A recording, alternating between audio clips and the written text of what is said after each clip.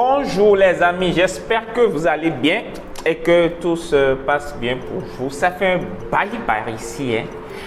YouTube, ça fait, je pense, plus de un an que je n'ai plus fait de vidéos. Les raisons sont multiformes, les raisons sont vraiment multiformes, mais ça va. Je suis passé par des zones de turbulence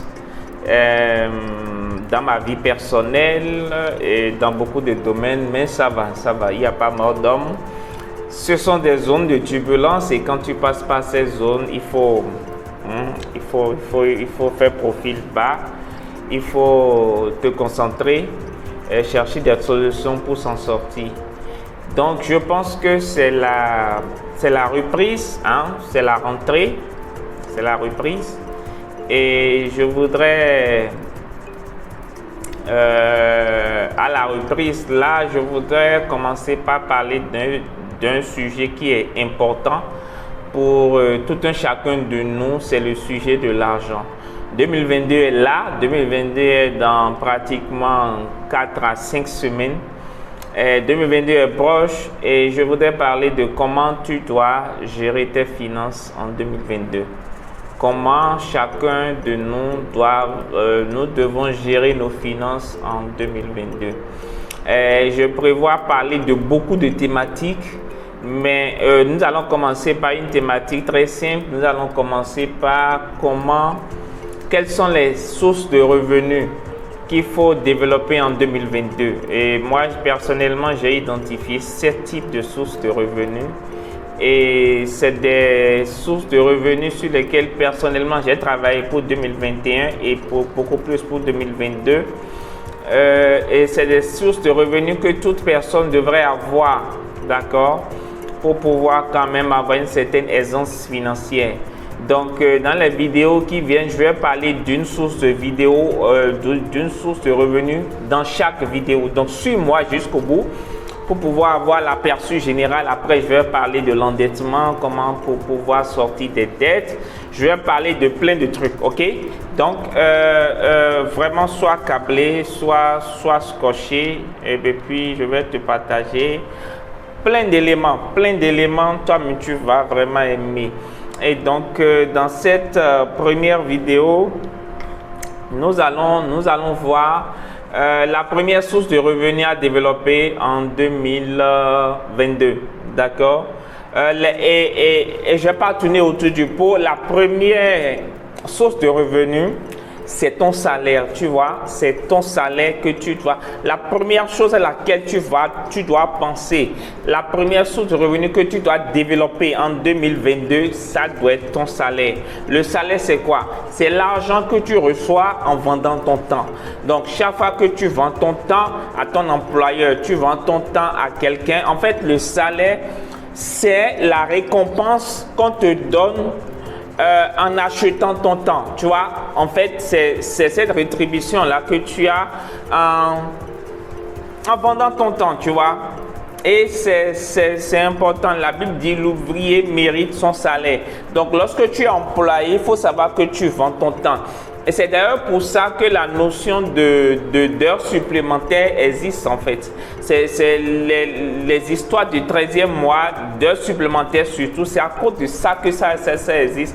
Pourquoi?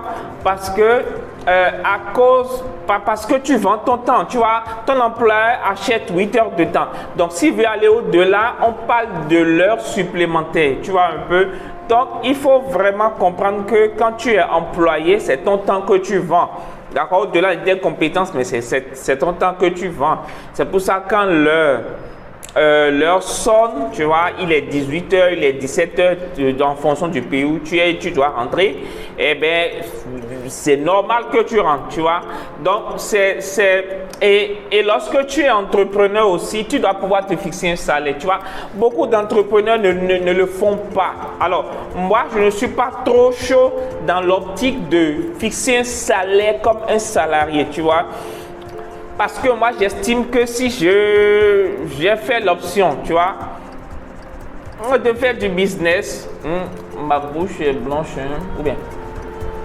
Bref, si j'ai fait l'option, tu vois, de faire du business, ce n'est pas pour être encore salarié. Par contre, je dois faire en sorte que mes charges soient supportées par mon entreprise. Moi, ma conception du salaire, c'est quoi? Je connais mes charges. Je sais combien ça me coûte chaque mois. Tu vois un peu? Donc, mon entreprise gère mes charges. Maintenant, si j'ai de l'argent de poche, j'ai un montant chaque mois que je prends pour mon argent de poche après avoir assouvi toutes mes charges. Tu vois, après ce que l'entreprise ait pris en compte mes charges.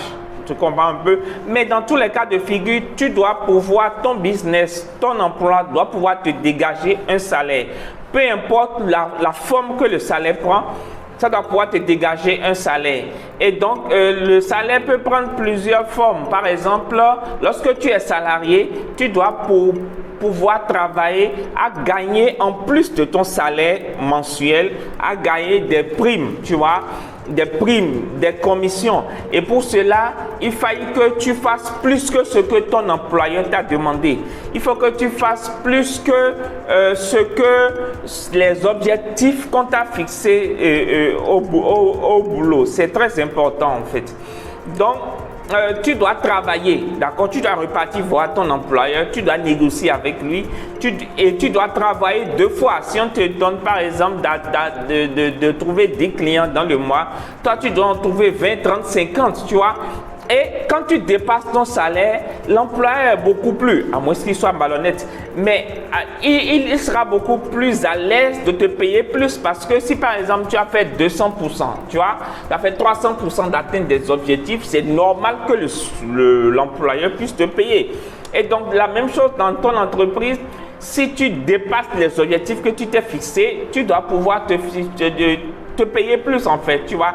Donc dans le volet du salaire, tu dois avoir ton salaire et développer des commissions, des primes en plus de ton salaire. Chercher aussi à avoir des augmentations de salaire. Ça passe par quoi? Ça passe par le fait de te promouvoir. Donc ça sous-entend que quand tu rentres dans une entreprise, tu dois avoir un plan de carrière.